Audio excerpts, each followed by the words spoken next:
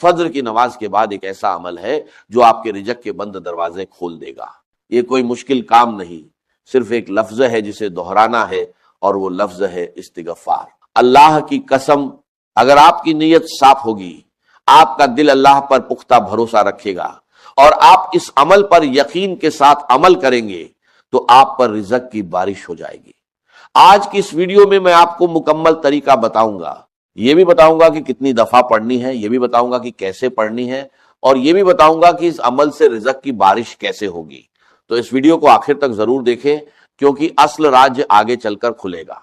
लेकिन इससे पहले एक बहुत अहम बात समझ लें। आजकल के नौजवानों का बड़ा मसला यह है कि वो फजर की नमाज पढ़ते ही नहीं, रात देर तक मोबाइल पर लगे रहते हैं और सुबह सूरज निकलने तक सोए रहते हैं। और ये सिर्फ नौजवानों की बात नहीं, बहुत से बड़ी उम्र के लोग भी जो नौजवानों से थोड़े सीनियर हैं, वो भी इसी गफलत में पड़े रहते हैं। हालांकि उन्हें पता होता है कि रिजक फजर के वक्त लिखा जाता है, वही वक्त जब ये लोग गहरी नींद में होते हैं। यही वो बड़ी वजह है जिसकी वजह से रिजक में तंगी आती है, बरकत रुक जाती है और बंदा दिन रात मेहनत के बावजूद खाली हाथ रहता है। जो वक्त अल्लाह ने रिजक की कुशादगी के लिए रखा है, वही वक्त हम नींद में जाया कर देते हैं।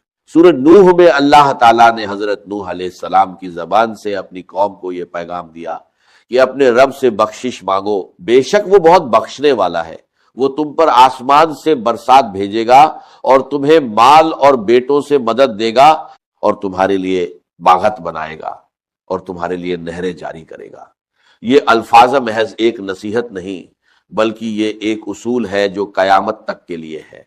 जो गुनाहों से सच्चे दिल से तौबा करेगा, जो बार बार इस्तिगफार करेगा, अल्लाह उसके रिजक के दरवाजे खोल देगा इंशाअल्लाह।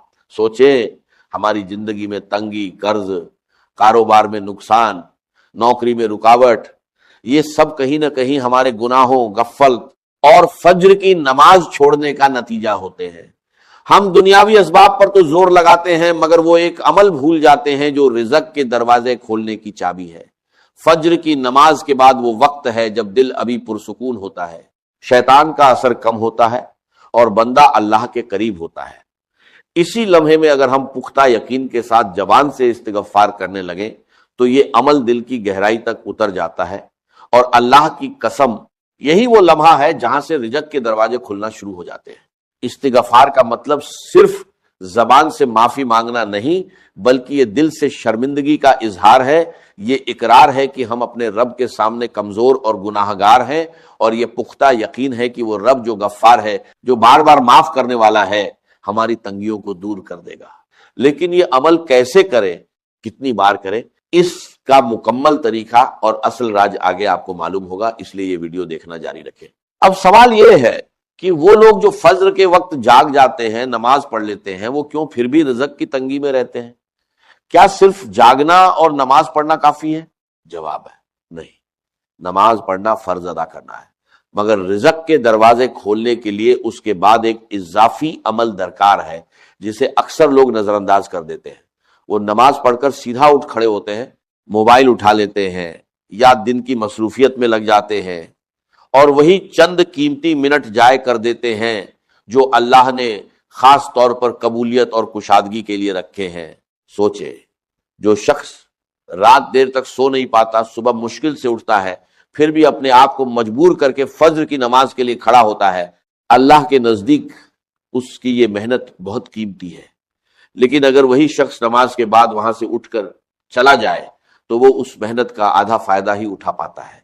असल बरकत तो उस वक्त में छुपी है जो नमाज के सलाम के फौरन बाद आता है, जब दिल अभी इबादत की हालत में होता है, जिस्म अभी सुकून में होता है और शैतान का असर सबसे कम होता है।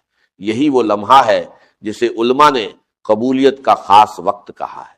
यहां एक और बात समझ ले, बहुत से लोग रिजक के लिए सिर्फ दुनियावी तदबीरें करते हैं, मेहनत भी करते हैं, दिन रात काम में लगे रहते हैं, मगर रूहानी तदबीर को भूल जाते हैं। हालांकि रिजक का असल मालिक अल्लाह है और जब तक हम उसके साथ अपना तल्लुक दुरुस्त न करें, महज दुनियावी मेहनत रुकावटों से नहीं निकाल सकती। फजर के बाद का ये वक्त दरअसल वो मौका है जहां दुनियावी तदबीर और रूहानी तदबीर एक साथ जमा हो जाती है اور یہی مجموعہ رزق کے دروازے کھولنے کا اصل سبب بنتا ہے۔ اللہ کی قسم، جو شخص یہ سمجھ لے کہ اٹھنا صرف نصف کام ہے اور اس کے بعد کا عمل اصل راجیہ ہے، اس کی زندگی بدلنا شروع ہو جاتی ہے۔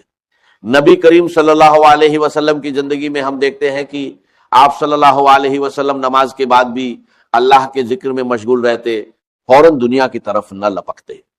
یہی طریقہ صحابہ کرام رضی اللہ عنہ نے بھی اپنایا، اور یہی وجہ تھی کہ ان کی زندگیوں میں برکت اور کشادگی نظر آتی تھی، باوجود اس کے کہ ان کے پاس دنیاوی وسائل ہم سے کم تھے۔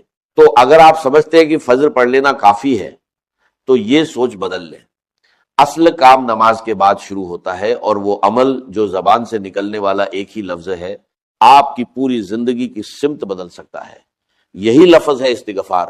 نماز کے سلام کے بعد جائے نماز پر ہی بیٹھے رہے، آنکھیں بند کر لیں یا نیچے نظر رکھیں، اور دل میں یہ سوچے کہ میں اپنے رب کے سامنے اپنے گناہوں کا اقرار کر رہا ہوں اور